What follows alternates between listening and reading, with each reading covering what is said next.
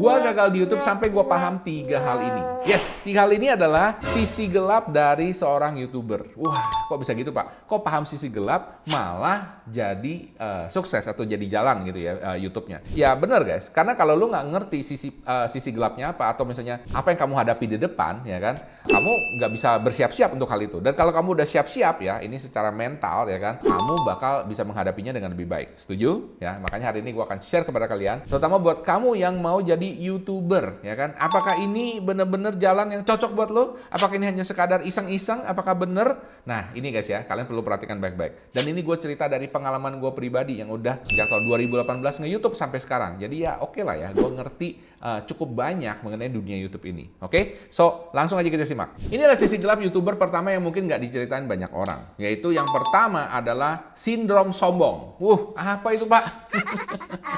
Yes, banyak banget ya kan YouTuber, ya apalagi yang pemula gitu ya, udah ngerasa sombong banget gitu ya. Padahal baru dapat 10.000 subscribers, 20.000, 100.000 udah berasa, wah kayaknya dunia tuh mesti tahu dia semua. Tapi pada kenyataannya guys, sekarang, apalagi sekarang ya, itu banyak kok orang yang nggak ngerti. Gue aja nih, ya bukannya mau ngomong ya kan. Gue tuh udah 1,4 juta subscribers di Teknobi, yang di sini udah 200.000. Kalau gue jalan-jalan juga nggak ada yang tahu gue siapa.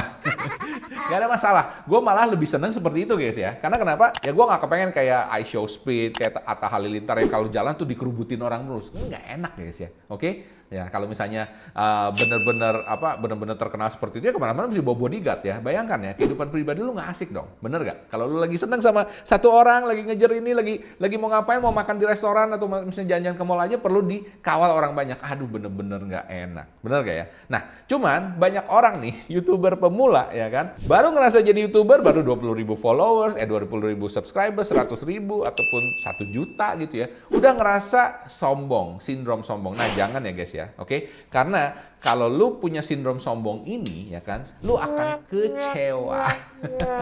Yes, lu akan kecewa. Karena pada kenyataannya banyak orang nggak tahu lu. Aneh sekali kan? Oke. Nah, dan juga jangan pernah ngerasa bahwa semua orang perlu tahu lu. Ya, lebih seneng kalau orang banyak nggak tahu lu dan lu tetap bisa making money dari YouTube. Itu menurut gue paling enak, ya kan? Artinya lu masih bebas kemana-mana, tetap bisa dapet cuan dari YouTube. Setuju? Sisi gelap YouTuber selanjutnya yang mungkin nggak banyak diceritain orang adalah ini guys ya. Banyak orang mikir kalau penghasilan jadi YouTuber itu stabil. Ya, maksudnya misalnya gini, di bulan ini gue dapat 10 juta. Oh, bulan depan gue pasti dapat 10 juta atau bahkan lebih. 15 juta, 20 juta, 30 juta atau bahkan lebih, mungkin bisa sampai 100 juta sebulan. Ya kan kalau udah dapat segitu ya gue forever seperti itu. Nah, ini guys ya, ini salah besar. Gue mau ngomong di depan ya. YouTube itu tidak menentu ya. Kadang naik, kadang turun. Kadang turun banget. Mungkin buat teman-teman yang seangkatan sama gua pasti tahu ya kan. Apalagi sekarang ya kan, itu banyak sekali yang turun ya kan, jeblok ya kan. Nah, kenapa bisa begitu? Ya kita nggak tahu juga ya kan. Mungkin juga karena sekarang adanya YouTube Shorts ya kan, yang mengambil banyak views juga ya kan, dan alih-alih pastinya juga mengambil banyak iklan ya kan dari situ ya. Itu salah satunya. Ataupun juga mungkin kadang-kadang seasonal. Seasonal itu misalnya kayak gini ya. Jadi YouTube itu kan bergantung sekali sama iklan. Oke, bergantung sama iklan. Jadi kalau misalnya nggak banyak orang iklan, ya of course penghasilan atau RPM ya kan, revenue per mil-nya itu per video itu tidak banyak. Kalau di Indo ya, jangan kaget ya guys ya, penghasilannya itu per 1.000 views itu kurang lebih sekitar 15.000 perak. 15.000 perak atau sampai kadang-kadang bisa sampai 25.000 tergantung dari niche atau kategorinya kamu apa. Kalau masalah keuangan itu bisa sampai 25.000 kadang-kadang ya kalau hoki. Oke? Tapi rata-rata mungkin 15.000, 18.000, 20.000. Nah, kalau lu ngomongin tentang gaming, lu ngomongin tentang prank, tentang horor, itu bisa lebih turun lagi guys. Mungkin bisa 8.000 rupiah, bisa 7.000, bisa 10.000 doang ya kan. Bener-bener kecil ya. Dibandingkan dengan misalnya kalau kamu bikin YouTube untuk pasar luar negeri, ya, contoh kayak di Amerika, itu bisa dapat tambahin nolnya aja 1 guys. Kalau orang di sini dapatnya 15.000 per 1.000 views ya kan, di Amerika bisa dapat 150.000 per 1.000 views. Jadi bedanya bumi dan langit guys. Oke? Loh Pak, kalau misalnya penghasilan YouTube itu nggak stabil ya kan, jadi apa negatifnya Pak? Ya maksudnya gini guys ya, buat teman-teman yang nggak ready secara mental, kalau misalnya kamu nganggap YouTube itu penghasilannya segini dan terus harus bertambah-tambah terus ya kan, dan tidak pernah turun ya kan, itu akan menyebabkan mereka spending ke hal-hal yang mungkin nggak terlalu perlu. Ya, contoh misalnya nyicil mobil baru, ya kan, nyicil rumah, ya kan, atau beli sesuatu yang mungkin dia sebenarnya perhitungannya itu kalau misalnya penghasilan gue segini nih setiap bulan, gue masih bisa mencukupi, ya kan. Tapi guys, kalau misalnya tiba-tiba jeblok, ya kan, what happened? Nah itu guys, kalian mesti ready ya. Nah untuk itu Apa? Gimana Pak cara mengatasinya? Cara mengatasinya adalah YouTube ini sebenarnya ada banyak potensi penghasilan yang lain, ya kan?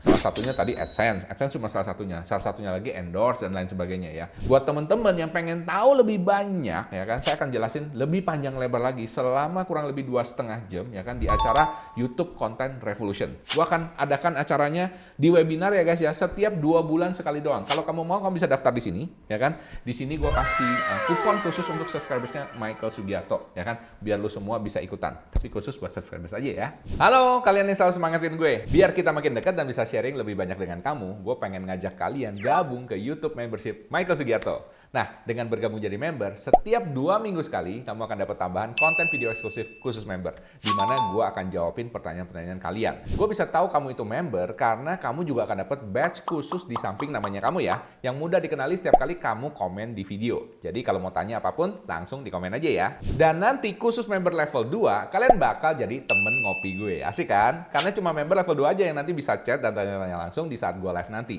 Dan gue juga akan jawab pertanyaan kalian di live langsung. Jadi member level 2 bisa konsultasi, tanya-tanya langsung di live gue nanti ya. Oh ya, ini nggak ada paksaan lo ya. Khusus buat kamu yang merasa terbantu dan mau dukung channel ini aja. Dan cara gabungnya gampang banget. Langsung aja klik tombol join dan gabung di sebelah tombol subscribe di bawah ini. Dan nanti tinggal bayar dengan dompet digital yang kalian punya. Gampang kan? Oke, selamat bergabung dan silakan nikmati konten video eksklusif dari YouTube membership Michael Sugiarto. Oke, sekarang kita lanjut yuk. Nah, kamu udah tahu dong tadi 2 sisi gelap YouTuber, ya kan? Yang pertama itu sindrom sombong. Baru subscribers banyak dikit udah sombongnya setengah mati, ya kan? Cara ngatasinnya gimana? Ya jangan sombong, ya. Nggak usah sombong lah ya. Lu dapet 1 juta, 2 juta juga. It's not a big deal kalau menurut gua sih, oke? Terus kemudian yang ketiga, mikir kalau penghasilan YouTube itu stabil forever. Enggak ya guys ya. Jadi cara ngatasinnya gimana? YouTube itu punya beberapa jenis penghasilan ya. Salah satunya dengan endorse, oke? Dan kamu mesti aktif juga melakukan itu. Dan kemudian yang terakhir ini guys ya, sisi gelap YouTuber selanjutnya adalah kalau kamu udah lama gini, apalagi sekonsisten gua ya kan, kadang-kadang tuh bisa jenuh ya guys ya, bisa jenuh. Kayak bukan burnout sih. Kalau burnout tuh kayak males, udah bikin males apa ngapain. Ini enggak ya, jenuh aja gitu ya. Dan kemudian kamu suka ngerasa kayak dikejar-kejar target. Apalagi misalnya kamu pengen liburan, kamu pengen ngapain gitu ya. Wah, gue mesti bikin video yang banyak gitu. Nah, itu sering sekali seperti itu guys. Nah, sampai sekarang gue juga sering merasa seperti itu. Nah, cara ngatasinnya gimana Pak? Cara ngatasinnya memang diperlukan apa ya, scheduling sama disiplin yang tinggi. Ya, artinya apa? Setiap minggu ya kan lu perlu konten sehari, maksudnya dalam setiap minggu itu sehari minimal mesti ngonten, ya kan? Dan kemudian editor atau tim editor juga perlu ngerjain setiap hari ya. Itu menurut gua, that's the best menurut gua ya. Jadi saran gua adalah mendisiplinkan diri untuk bikin konten. Pak, tapi kan konten saya belum benar-benar menghasilkan uang, Pak. Apakah saya mesti disiplin? Nah, itu guys ya. Kalau konten lu belum menghasilkan uang, itu adalah alasan yang terbesar supaya kamu lebih disiplin lagi. Beneran, ya. Jadi, kalau kamu sudah menghasilkan uang, udah pasti harus disiplin. Tapi kalau belum menghasilkan, itu kamu mesti ngegas lagi, guys. Sampai menghasilkan uang. Oke? Nah, semoga ini bisa memotivasi kamu, terutama buat teman-teman yang baru mulai YouTube ya. Semangat terus, guys. Oke? Karena gue yakin namanya kerja keras tidak akan membohongi hasil. Semangat!